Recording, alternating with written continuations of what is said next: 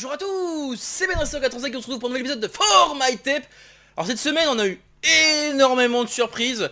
Je savais pas trop où en avoir la tête, mais avec la météo qui fait en ce moment, et avec cet album là en particulier, avec le jour auquel je diffuse justement, je me suis dit on va faire cet album là, je l'ai écouté et voilà. On va donc parler de l'album de Vincenzo Salva, Weekend. Cet album, ce qu'il faut savoir, c'est qu'il est composé de 8 pistes, donc Coastline Breakfast, Summertime Arcade, Vacanze all'Italiana, Traffic Jam, Endless Road Part 1, Endless Road Part 2, Rush Hour, White Line, Red Sunset.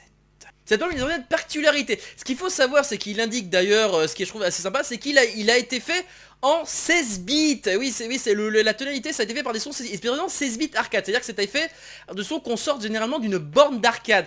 Et d'ailleurs, par rapport à ça, c'est d'ailleurs fait exprès, parce qu'on voit d'ailleurs par rapport derrière, mais on en parlera plus tard. Alors on va commencer par Coastline Breakfast.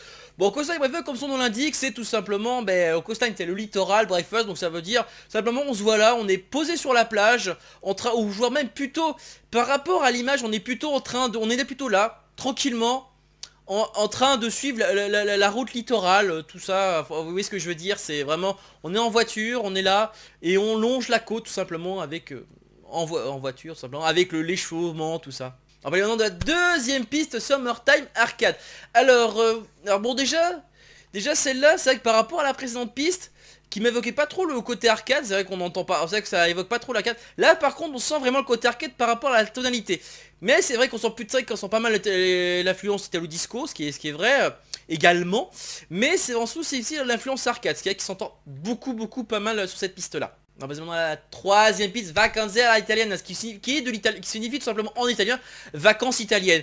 Alors vacances en Italie, j'en ai déjà eu, je pense notamment à Naples, tout ça, quand je suis allé visiter le Vésuve et tout, etc. Je vois le genre, déjà, bon, je sais ce que c'est d'être en touriste là-bas, mais en tout cas, c'est sûr, visiter les monuments, tout ça, avec la glace à la main, puis...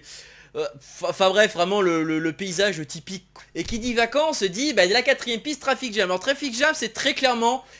durant un certain mois de juillet, enfin début juillet et puis fin août, et surtout mi-juillet, et surtout entre juillet et août, vous voyez de quoi je parle?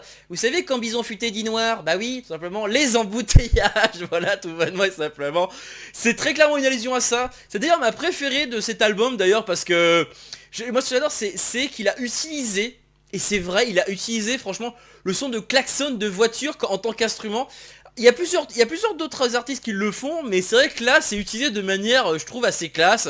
Ça ajoute vraiment un petit côté, comme si tu t'ennuies dans un embouteillage, tu passes de la musique et tu t'amuses à jouer avec le klaxon, c'est juste énorme. Ou même, non, tout simplement, c'est comme si tu entendais, tu mettais de la musique et tu sentais...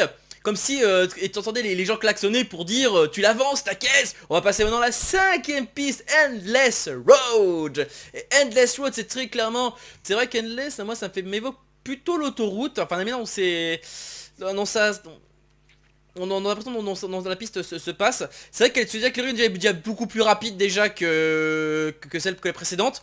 Là on serait plutôt, c'est comme si justement on était justement à la sortie d'un péage, vous voyez ce que je veux dire, puis la route reprend. On va passer maintenant à la sixième piste. Alors là, le rythme par contre, il est un peu plus calme, il est un peu plus calme quand même que la piste précédente, comme si finalement la route elle était de plus en plus dégagée. Bref, c'était vraiment voilà, enfin on sent que c'était tranquille pépère sur l'autoroute quoi, c'est plutôt un truc comme ça, assez sympa à évoquer avec le soleil et surtout comme sur la vignette, les cheveux dans le vent, vous voyez ce que je veux dire quoi. On va passer maintenant à la septième piste. Alors la septième piste par contre elle est très particulière, tu sens finalement parce que le rythme commence déjà par rythme d'abord assez lent.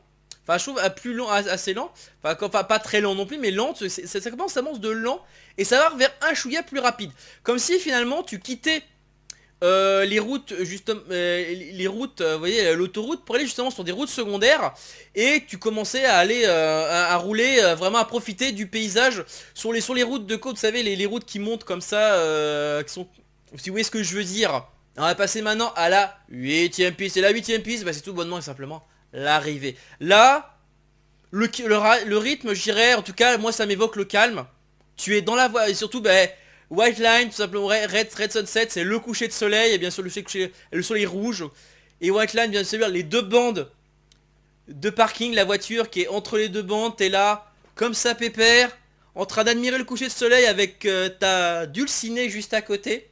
Et comme sur l'image justement. Moi c'est comme ça que j'imagine cette piste. Juste génial. Et ça me fait comme une histoire à la Dolce Vita. Voilà, moi c'est tout ce que j'avais à dire sur cet album. Bon, je sais que c'était pas forcément très...